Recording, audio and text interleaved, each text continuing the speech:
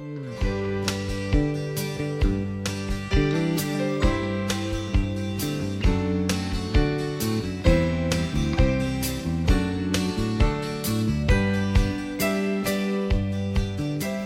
to Around Town, and we've got a very serious topic, a fun topic, interesting topic, so don't say, oh, I don't like serious, but it's really important that you pay attention because we're going to help educate you about why it's so very important that you and everybody you know who's of voting age go out and support the bond package. It's going to be March 15th. It's called Connect NC.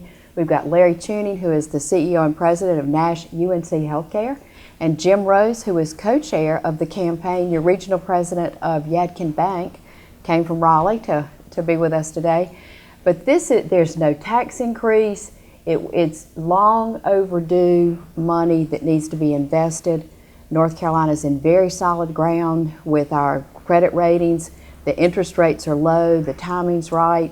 And Jim, as a co-chair of the overall campaign, it's just tell us why it's a win-win for all of us. Well, I'll tell you, thank you for that introduction. It is a big win. I think you mentioned that it's been 15 years since the last bond was passed. And during that time, we've seen 2 million people come to North Carolina in terms of population growth. Mm-hmm. And I tell people when I've had the chance to speak around the state on the bond that my wife is from Nebraska. Well, why is Nebraska important in North Carolina? The entire population of the state of Nebraska is 2 million. So the population we've seen in increasing our population from 8 million to 10 million is the same thing as if everyone in Nebraska said, we're just going to pick up and move to North Carolina over the next 15 years. And so Nebraska has their own community college system, their own university system, their own infrastructure. And so imagine the stress that we've had in North Carolina over the last 15 years by the increase in population that we've seen. And so this Connect NC bond really seeks to address a broad spectrum of ways that we can improve the quality of life for citizens now, but we also expect that population growth to continue. And so it's really funding for today and for the future. Well, and there you mentioned the broad spectrum. It's parks, it's safety, healthcare, which we're going to get into. It's the community college system, and a lot of it, if we don't address the concerns right now with infrastructure, we're going to pay a lot more in the future, or just lose some facilities, won't we? That's exactly right. I mean, it's really sort of the old saying that you can pay me now or pay me later. Mm-hmm. But these projects have to be funded eventually. And this is the most cost-effective, efficient way to fund these projects. How can we do it without raising taxes? I'm sure there are people who are saying, well, everything costs. Don't I can't believe that, but it's true. It is true. Two basic things have happened to allow us to not have to raise taxes. One, we've almost paid off the bonds from the 2000 campaign, so that by the time that the debt service begins on these bonds, those bonds will all almost fully have been paid off, and so our outlay is going to be the same. Sort of like in your own personal life, if you pay off your car and it's fine and you get to keep driving it, and you need to buy someone else in your family a car, you can pay the same car payment, and now you've got 2 cars, and that's effectively how it works. That's one reason. The second is the population growth we've seen over the past 15 years, and the population growth that is anticipated in our state will have more people paying taxes. Mm-hmm. So even though we're proud of the fact that we had a tax reduction last year in terms of the tax rate that all citizens in North Carolina pay, we still had a $400 million surplus, which is great. And the fact that we have more people paying means even with a lower rate, our total collection rate is going to continue to increase. So paying off our prior debts and having more people paying taxes really are the 2 reasons why we don't anticipate any need for an increase due to this bond. And the low interest rates are especially important too. And of course, North Carolina, it has a AAA rating with all 3 credit agencies, so we can borrow at the lowest possible rate.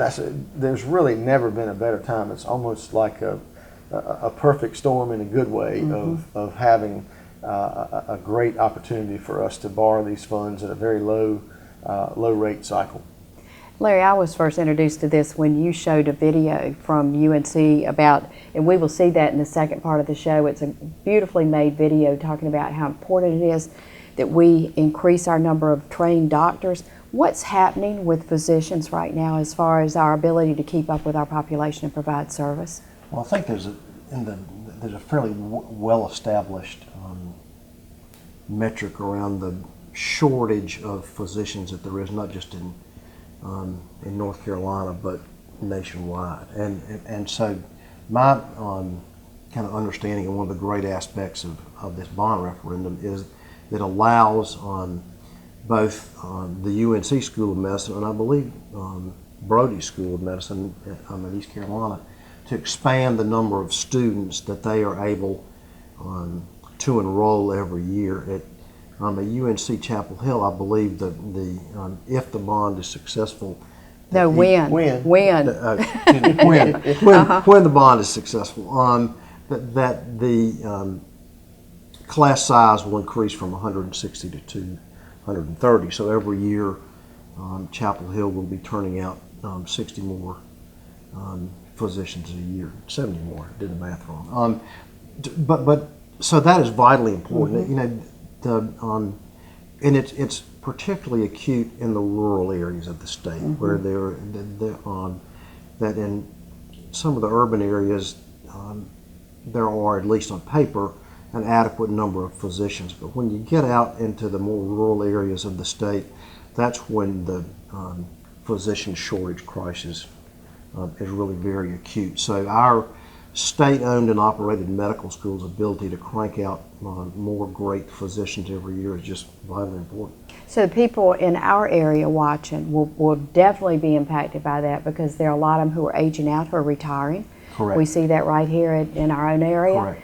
And we've Correct. got to replace them. If we don't train more, then folks, it would be just awful if you're sick or a family member sick and there is not a physician that you can get in to see to take care of you. So that's why you got to vote yes. This will clearly address that and educate more physicians. And Jim, I'm sure as you both in the east and western part of the state have seen that there's an upcoming, you talked about the perfect storm of retiring and not Right. enough people to fill those roles. Well, I wanted to follow up. Thank you for the opportunity to do that. About 670 million of the $2 billion will have some link to life sciences, which directly funnels into nursing and medicine in general. So about a third of physicians. it. And then about 44% of the entire bond proceeds will benefit rural North Carolina. So I think it's really neat to see the balance that we have there between sort of urban and rural, because they're both important. And so it's nice to see that blend. How will it affect training National Guard or helping with National Guard, which helps with, of course, you know, we here in East North Carolina had floods, Right. really needed the services of National Guard, but other just natural disasters and all. Hopefully there won't be any man-made disasters, but Right. we need our law enforcement. We need people to help us. Right. There'll be some regional training centers built around the state with part of these proceeds. And I forget Governor McCrory's exact quote, but it was he noted how many of the National Guard armories had fallen into shameful disrepair, I guess was to paraphrase what he said. And it's a very serious issue. And I know all of the viewers remember during the hurricanes in the past to see the National Guard out serving us and being the first responders during those events. And then also as you think about terrorism and public safety and those kinds of concerns, the National Guard is a great group to get behind. Jim, I read that 76 counties get something directly in their county out of 100, and Nash County, Edgecombe County, which is our dominant area, both our community colleges are really going to benefit from this. About $15 million between Nash and Edgecombe community colleges, and then right down the road in Wilson, another 6 million plus or so. It's I try to tell people, even though 76 counties get direct impact, think about the economic impact of spending $2 billion. And just because your county may not have a direct project, you may work for someone in the county over that's building a school, that is building the National Guard Center or whatever. And all 100 counties have residents that have either gone to a community college, they've gone to a university, they're involved in agriculture and water sewer needs and all those kinds of things. And so I can't imagine a way that every single citizen would not benefit directly from these bond proceeds. And I didn't even mention the water and sewage part. I mean, Right. that's important. We all want our clean drinking water, and Right. know, after hearing what happened in was it Ferguson? Flint, Michigan. Flint, Michigan, Michigan. right. That was just awful what happened there, and we need to be careful, ensure that none of that happens here. Absolutely. We have a lot of deferred infrastructure needs, and this bond will address some, but not all. But it's certainly a step in the right direction. We're going to take a break and come back. I want to talk at serving on the board, the state board for the community colleges. I want you to talk about community colleges because we are very proud of our community colleges Absolutely. here, and blessed. want them to be really maintained and grow and train a lot of people who stay right here in the area. And also, Larry, we're going to show the UNC video about the Good. importance of the school. So stay with us. We'll be right back.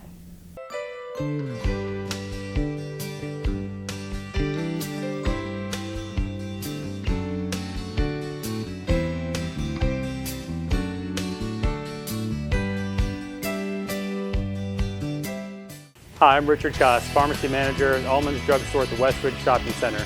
Here with my wife, daughters, and my business partner, Brad Hilton, and his wife, Katie. We are delighted to be new business owners living in Rocky Mount and are excited about the new services and products we are adding at Allman's Drug Store's 2 locations. With a full-service pharmacy, a large supply of over-the-counter supplements, and a comprehensive line of diabetic supplies, Allman's has you covered. Our pharmacists also specialize in consultations.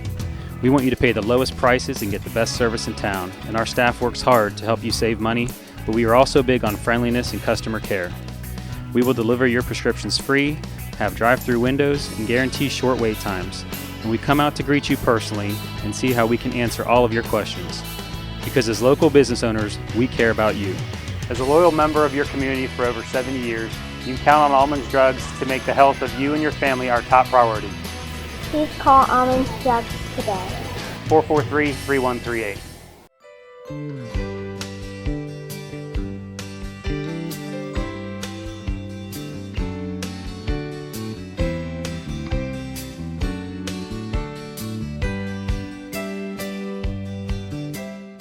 Welcome back. We're talking about the importance of Connect NC, the bond that you will vote yes for. We certainly hope. We all need it. Everybody, as Jim Rose, who is on a co-chair of the campaign, mentioned, every one of us will benefit from it. Of course, we've got Larry Tooney, who's the CEO and president of Nash UNC Healthcare. Healthcare is a big beneficiary of this package. Jim, agriculture. During the break, we talked about that. And of course, agriculture is so near and dear to us here. Right. Well, the agriculture community gets a great deal of support through this bond.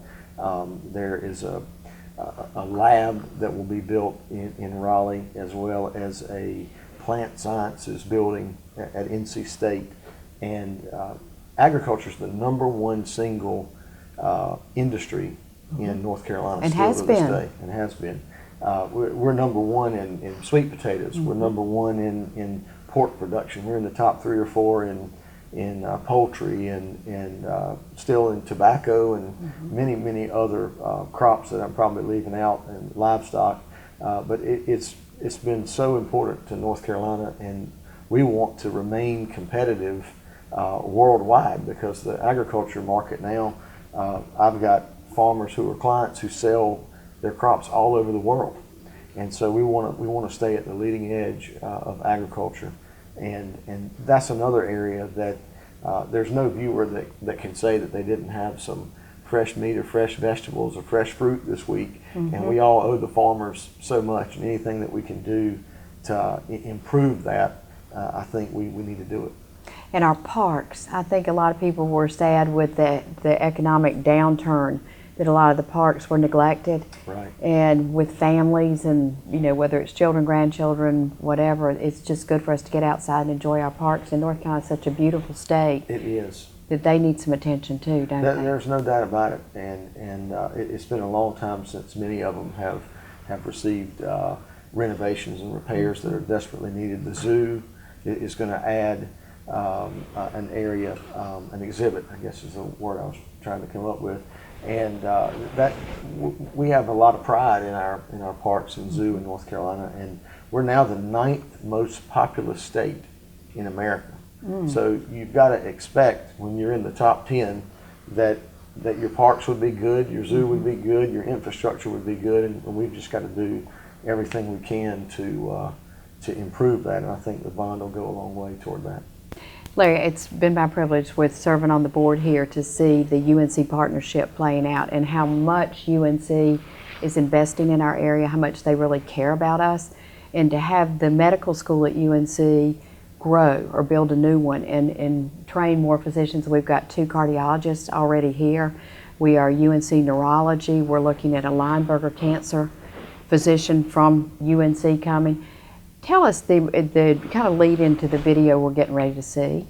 Well, I think the video talks about how critical the need is for new buildings and facilities to be able to expand the medical school class. That they're absolutely, in terms of the medical school campus that sits right in the middle of Chapel Hill right now, there just is no more room. There are no more classrooms, no more buildings. They can't squeeze one more student into the spaces that they have right now. And I think the medical school, as it should, is looking into the future and saying we just got to train more physicians. And the greatest likelihood we have for keeping physicians in our state is if we train them in our state. And so the ability to build a wonderful new medical school complex, to be able to, over the next 3 or 4 years, expand the medical school class from 160 to 230 is just vitally important. When you think about an additional 70 physicians being turned out every year that we don't have right now, that's a significant number. I mean, that's a significant number. And looking at all of us, it will directly impact, because of our UNC partnership too. I'm thrilled that they're going to be at Brody, which is very close by, as well as UNC. Let's take a look at that video and then we'll come right back. When the UNC School of Medicine was established in 1879, there was the dean, who also taught anatomy, the chemistry professor, the botany and physiology professor, and that was it. Today, we're nationally known for outstanding care, serving countless people across the state, day in and day out, and even internationally known, with recognition from the Nobel Foundation in Stockholm. The UNC School of Medicine serves North Carolinians in all 100 counties of the state, reaching rural communities and underserved populations. But that task is only getting bigger as our population continues to grow. We're now the nation's 9th most populous state, and we're adding about 100,000 new residents each year. By 2030, that's like adding another third of our current population. More people are seeking healthcare today. And across the country and in our state, our population is quickly aging and needing more care. At the same time, many of our state's physicians are approaching retirement. In fact, 1/3 of our state's doctors are expected to retire in the next 4 years. This presents real challenges in getting great care to those who need it. So, we're increasing our class size at the UNC School of Medicine to graduate more doctors. To continue creating more breakthroughs in medical advances and research, we need to continue to provide an environment where today's brightest minds can expand what's possible in medicine. A new medical education building, built to address these needs, won't just benefit current and future students. Here, we can prepare the next generation of doctors who will serve the state from the mountains to the coast. But that mission takes funding. On March 15th, North Carolinians will have the opportunity to vote for the North Carolina Bond Referendum, supporting educational and other state improvement projects. Here at the UNC School of Medicine, those funds will support construction of our new medical education building. Because educating more great doctors here in North Carolina means saving more lives in our communities. Thanks, and thanks for supporting the UNC School of Medicine. That was wonderful. I mean, that really does create the case that we all need. And again, with this bond, when you vote yes, how will it be listed, Jim, on our ballots? It's going to be called the Connect NC bond, and you'll just have the chance to vote yes or no. And No, yes, we don't. Yeah, we want it to be yes. And there'll be a little description of it in there. Okay. You certainly can go to voteyes2invest.com, and you can see a breakdown of where every dollar will be spent. And one of the things I tell people is when you vote for a candidate, you're trying to vote for someone that sort of appeals to your ideals and upholds your values. They may or may not live out what they promised on the campaign trail. Mm-hmm. When you vote for the Connect NC bond, we're telling you up front where every dollar is going to be spent. There's not going to be a surprise on March 16th after the date after approval where anything changes. We're laying out which schools will get the money, where agriculture is getting it, the parks, and all the different groups that we're supporting with this. So you have 100% chance of certainty with a yes vote of knowing where every dollar goes. The community college system, we have wonderful community colleges here. How will they benefit? What are some specific renovations, buildings? How will that play out? Well, the $350 million of the $2 billion is going toward the 58 community colleges in North Carolina. No citizen, we're proud of the fact that no citizen is farther than a 30-minute drive from any community college in their particular region. And in some cases, there'll be new buildings built. In a lot of cases, though, because of technology, there will just be renovations to existing buildings to configure them for updates in technology to better utilize space that they already have in terms of the improvements that will be made on those campuses.